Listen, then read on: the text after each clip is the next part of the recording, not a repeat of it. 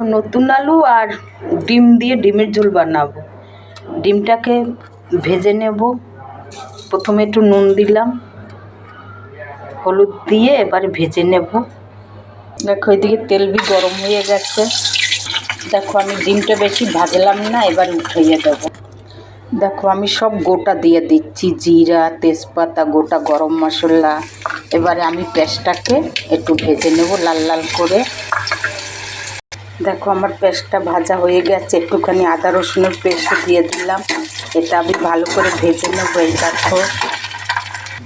দেখো আদা রসুন ভাজা হয়ে গেছে, আমি দিয়ে দেবো একটু টমেটো। আজকের মায়ের রান্নাঘরে নতুন আলু দিয়া ডিমের ঝোল। দেখো তোমরা, দেখো হয়ে গেছে। হলুদের গুঁড়ো দিয়ে দিলাম, দিয়ে দেবো স্বাদ মতো নুন, একটুখানি শুকনো লঙ্কার গুঁড়া। ব্যাস, এটাকে আমি ভেজে নেব। দেখো সব ভাজা হয়ে গেছে, আলুগুলি ঢেলে দিলাম।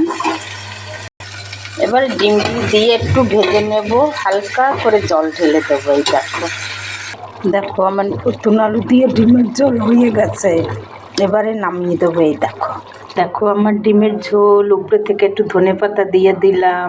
নতুন আলু দিয়ে ডিমের ঝোল খুবই ভালো হবে খেতে।